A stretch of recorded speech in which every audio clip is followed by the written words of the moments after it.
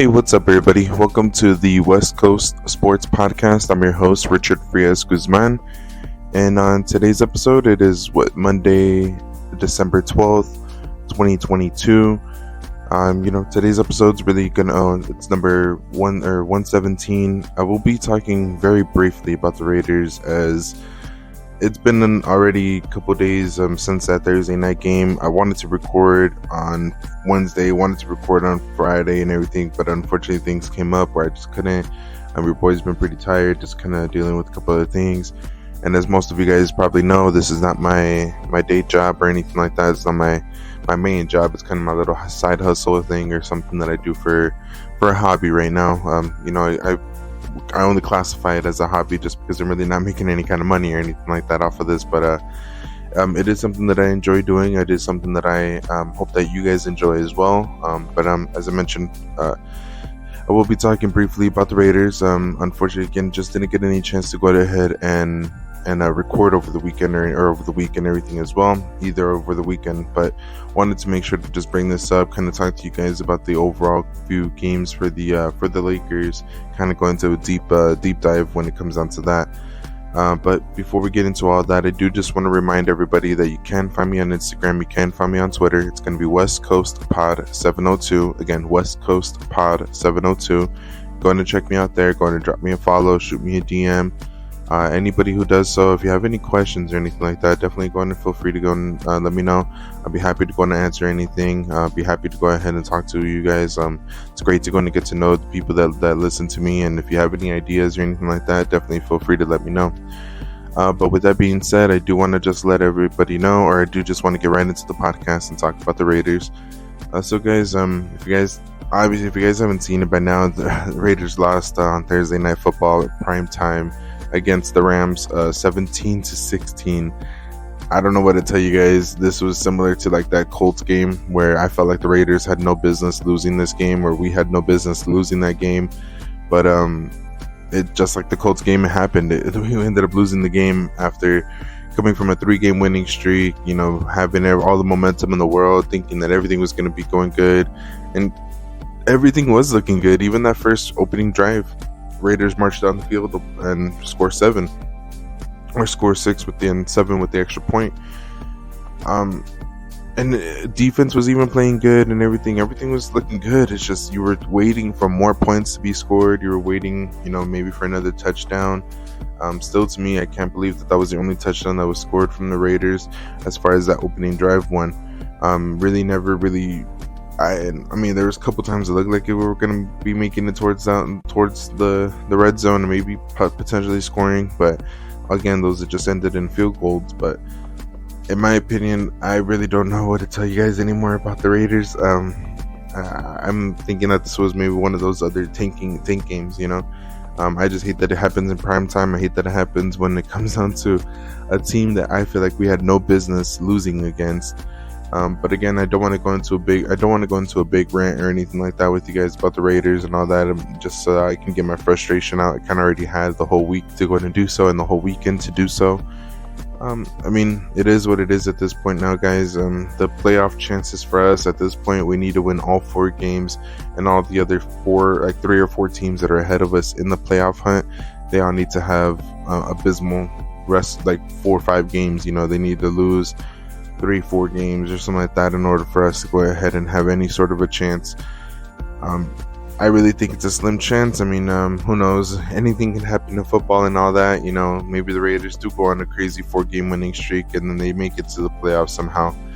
Similar to like how it happened last season. I mean, last season we were fighting for playoff contention until the very last minute when it came down to the Chargers, to us against the Chargers. Maybe it might turn into something like that again this season, who knows? But I mean, I'm really just kind of going with the flow when it comes down to it now at this point. Whatever happens with the Raiders happens with the Raiders. I'm still going to represent my Raiders and everything, don't get me wrong. I mean, shit, if you saw me yesterday, I was walking around with my Raiders hoodie, my Raiders hat, proudly. People may say all kinds of things and all this and that. I think there was even a lady who was saying, "Oh, I'm glad that we got the victory last week." And I'm like, I mean, the one last week? Because, yeah, but again, it is what it is when it comes down to that game. It is what it is when it comes down to the Raiders at this point. Just we'll have to see how the season goes on. I will continue to go in and talk about them throughout their whole season, and as well moving in the off season, as there always is news going on with the Raiders. So with that being said, though, guys, I do want to move on forward. I do want to just talk about the Lakers here, as they've had a crazy road couple weeks really here when it comes down to it. They went from a 3-game winning streak to a 3-game losing streak, and then yesterday ended up winning against the Pistons.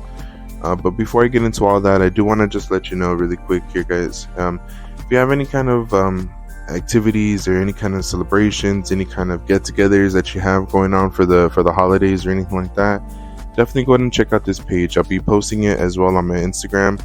If you have any kind of questions or anything like that, it's called Rosie's Designs EST 2022. And if that name sounds any familiar, yes, that is my wife. So my wife Rosa, she has this page where she has this business as well, where she's making these customized chip bags for people, birthday parties, celebrations, baby showers, just about anything you could think about. She'll be able to go and customize and giving you any sort of like a nice background, some nice lettering or nice saying or something like that on the bag. Even if you want to upload a picture or something like that, she can do that as well. You'll be really surprised as to what she's able to go and do with these bags and all the different designs that she comes up with. So again, if you are interested or if you want to check it out, it's Rosie's Designs EST 2022. Again, I'll be posting it as well on my Instagram page. So if you have Instagram, definitely go check it out there. That's where you can go in and contact her. But if you have any questions, don't hesitate to let me know on Twitter if you don't have Instagram, or let me know on an email. It's going to be West Coast Sports Podcast at gmail.com in case if you have any questions about anything on there, or even about the chip bags as well. So with that being said, guys, I do want to just go ahead and wrap up the podcast by last talking about the Lakers. As I kind of mentioned a little bit ago, the Lakers had all kinds of up and downs over these past 7 games or so now. They ended up going from a 3-game winning streak, beating the Pistons, beating the Bucks, which is probably the highlight of the road trip for them, and then as well beating the Wizards. Now, out of those 3 games, again, the Bucks was definitely the highlight of the road trip and the highlight of those 3 victories. Beating the Bucks in the way that they did, it was really back and forth kind of a thing. The Bucks had their moments, the Lakers had their moments, certain players had their moments. AD, Giannis, LeBron, they all had their moments. Even with some people talking about that it was Chris Middleton's return and this and that, and it was going to take some time for them to get reacclimated and get things going again. I mean, the dude still played over 25 minutes, and he ended up coming up with 18 or 19 points or something like that. He still played a pretty damn good game for being his first game back, and especially with being a team that has so much chemistry already built into them, where they have so many years, so many games, so many minutes logged into their time, or logged together. You definitely weren't expecting for this team to miss a beat with reacclimating Chris Middleton in there. So overall, it was a great game. If you guys didn't catch it, definitely go ahead and get the rewatch, watch the highlights, do whatever you can. But that game was definitely a big one. I really do think that that's going to be one of the better games of the season all around. But we'll see what happens as well. If you guys didn't catch the Wizards game was really fun as well. And maybe depending on how you see them, I did unfortunately have to watch all 3 losses. I wanted to make sure to bring some things to you guys. I didn't just want to watch the highlights or something like that, or just tell you guys I did that. I even did a rewatch on them as well. Now, what can I tell you guys about the Cavs game? AD, it is what it is. Dude got sick. He had 102 fever. There's nothing you can do about that. Everybody's getting sick nowadays, it seems like. So it is what it is when it comes down to that. You definitely got to see though how important our stars are. LeBron and AD. You got to see how important these guys really, really are. When it comes down to the Cavs game, when it comes down to the Philly game, there you got to see the difference. When it came down to the Toronto game, you got to see the big differences there. it's easy for me to say, that the Cavs game and the Toronto game, or the Raptors, was all just because we were missing AD and LeBron. And yes, you can say that, and it'd be easy to go ahead and do that, but when it comes down to it, against the Cavs, we fought hard and everything, but I really just think that the team was just kind of similar to like the game against the Phoenix Suns in the first round of the playoffs last season, or the season before that, where AD went down with the injury, and things happened the way that they happened, and so on and so forth. It is what it is when it came down to that. In this case, it was kind of like that, like in a smaller sample size, or in a smaller way. AD goes down with he goes down. He doesn't want to go in, or he's not able to return because of the fever, and he totally understand when it comes down to that. It just kind of seems like the rest of the team was just kind of defeated at that point. They were just kind of upset, or I guess just kind of a little bit lackluster, I guess if you can say. And the Cavs are a team that always plays hard, especially this young team with the Cavs, and that's just what happened with them. They continued to play hard, and they just kind of took control of the game from there. The Philly game, even with the Lakers coming back and everything, which was maybe I should talk about the Toronto game first. With the Toronto game, guys, it's really simple when it comes down to that. Yeah, AD and LeBron are out, but it just shows that the team needs some size. If you don't have a legit 3, like a legit wing player, or even a good forward that can slot between AD and LeBron, or in this case ahead of them, like in a 3 spot, because it really does seem like AD is going to be playing the center. It really does seem like LeBron's going to be playing the 4. So maybe you do need just a solid 3 out there somewhere, and who knows, but also, well, I'll bring that up later on, because I do think that there might be some changes, maybe into the rotations, maybe into some of the players that are going to be playing towards the end of the game, but we'll talk about that as well. So with the Toronto game, yeah, it's really just a thing. I think the team just needs some size, and in certain places and certain spots, and I think they should be okay later on after that. With the Philly game, the Phillies or the 76ers really just had like their control of the game for most of the game, honestly. You got to see some nice bright spots or some nice points from the Lakers and everything, but at the end of it, Philly, or the 76ers, just really did their thing. Even with us kind of getting the lead back and everything and all that, and fighting for it, it just shows again that if you're a team that can fight back, that can keep it going, and that just works hard, you have a chance against the Lakers. And that's what kind of just showed there. I really think that was probably one of the worst losses that we had, especially just because it was untimely turnovers. It seemed like the team just kind of gave up on each other when they were still in it. They had a really great opportunity in order to come away with the victory against the 76ers. But again, it is what it is when it came down to that. It was LeBron and AD's first game back, so maybe it was some that they needed some time in order to get reacclimated, or kind of get back into the groove of things. But when you're 2 big superstars like that, you kind of expect a little bit more, or you expect maybe to keep your players engaged a little bit more, your teammates engaged a little bit more. But again, it is what it is when it came down to that one. What else? What other game was there? Now I'm trying to think about. Then after that was a 3-game losing streak. Then after that, it was tonight's game, or last night's game against the Pistons. What can I say about the Pistons, guys? They're a good team. They're really young. They have a lot of energy, and it kind of scared me towards the end again. It really kind of seemed like, hey, this is a good team that just always fights hard, or always plays hard. And if you do that against the Lakers, you have a chance. And it showed, because they brought it all the way down to like 3 or 4 points, if I'm not mistaken, or at least it was like 4 points. I want to say they were within 4 points with like the last like 2-3 minutes left in the game. And if it wasn't for like maybe like the last like minute where Austin Reeves gets a really great timely 3-pointer by an assist from LeBron in that corner, which, man, I'm telling you, if I haven't said it before, I'm saying it again. That is one bad white boy right there. I said the same thing about Caruso, but this guy, Reeves, man, he's another thing. I think it's just because of the level of offense that he brings to the team. And offense always shines better than defense. It is what it is when it comes down to that. It just does. But if you're a really great basketball mind or you had great basketball eyes, Caruso, great defensive player. You know, you love to go in and see that. I wouldn't mind having either one of them on there. Reeves, he's getting better on defense, so you like that. Reeves is getting better on the defensive side, and you saw that with Caruso on the other side with the offensive side.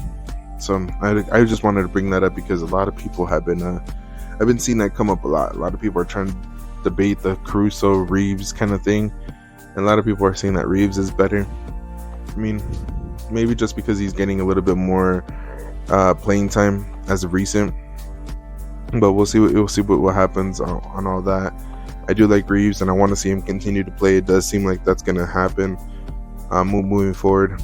You know, the rest of the game, when it comes down to it, though, guys, man, what can I say? LeBron, AD both getting 30 points. LeBron with 35, AD with a monster game. What was it, like 35 or 34, 35, 15 and 7, almost a damn near triple double. Russ with almost a double double, getting 9 assists, I believe 11 points. The dude's just doing his thing. He's still continuing to perform off of the bench. He has really mastered that role in some sense, you know. I have been wanting to go in and look more at his defense, and his defense is still pretty solid, especially with not having to do so much on the offensive side. Even though he is a big ball handler, but I mean, that's just always been his game. He's always trying to set up his teammates and everything, but he's still able to get his points and everything as well. I mean, you saw a couple times that he made it look easy going to the basket, you know. And overall, that's just kind of what you want to continue to go in and see, not only just from Russ, but from LeBron, you know, being able to go ahead and, you know, preserve a little bit of energy here and there. You see that LeBron is working really hard as well on not having to handle the ball so much. You kind of saw that a little bit from his 5 assists, where he had, 35, 5 and 5. But you see that the guy is really trying to work off the ball more when it comes down to LeBron, and it really helps out the team a lot. You really don't expect that a lot. You know, it's some of the things that maybe LeBron did earlier in his career when he had like Kyrie, when he had Dwayne Wade. But you're seeing that more now as well, now that he has Russ, now that he has AD. Another thing about AD, or one of the things about AD that I've noticed throughout this, you know, even on the losses, and even but any game that he's been playing as of recent this year, his passing is getting way better, and he's able to attack the double team way better as well. He's not, you know, so, you know, he's not. I don't even want to say scared, but he's approaching the double team way better than he used to. He's not so, you know, hesitant when it comes down to it. You know, he's even welcoming the double team, and he's still able to get his points. He's still able to score on both defenders, and it's really like some Shaq-like stuff. You know, this guy is really looking like he is like really taking on the role of Shaq in a sense. You know, he realizes, hey, I'm bigger, faster, and stronger than almost anybody here. So why not go ahead and take that advantage, you know, kind of deal. And you like to go and see that, especially from your big man. You know, I really do feel like it is the era that we kind of missed in a way. You know, it was a big thing when it came down to like the 90s, early 2000s. It was all about the big man.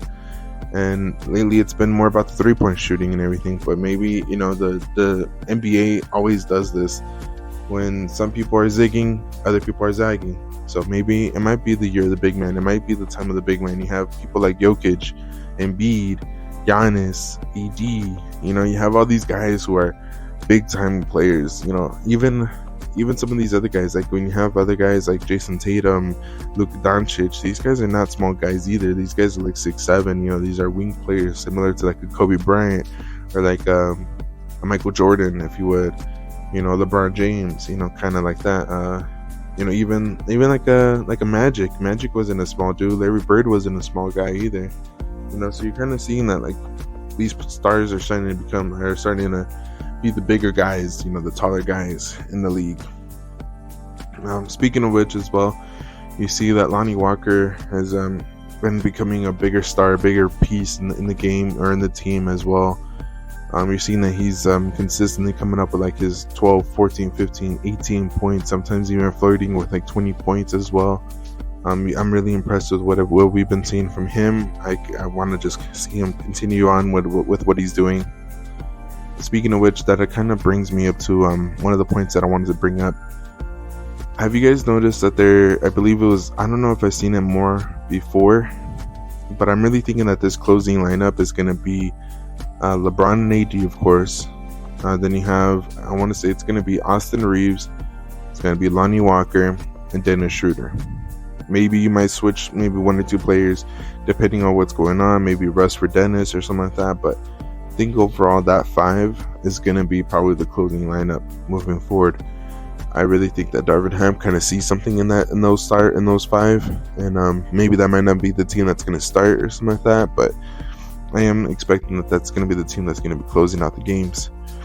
But we'll see what happens later on down the season. It is just going to be something that we keep an eye on. But we'll talk about it, and we'll talk about it on the next game once the Lakers are back in action.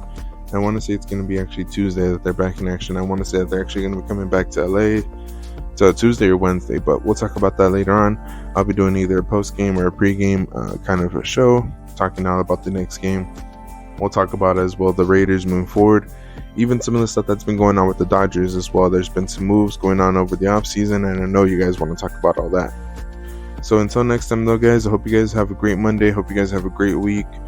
I'll talk to you guys later. Enjoy your day. Peace.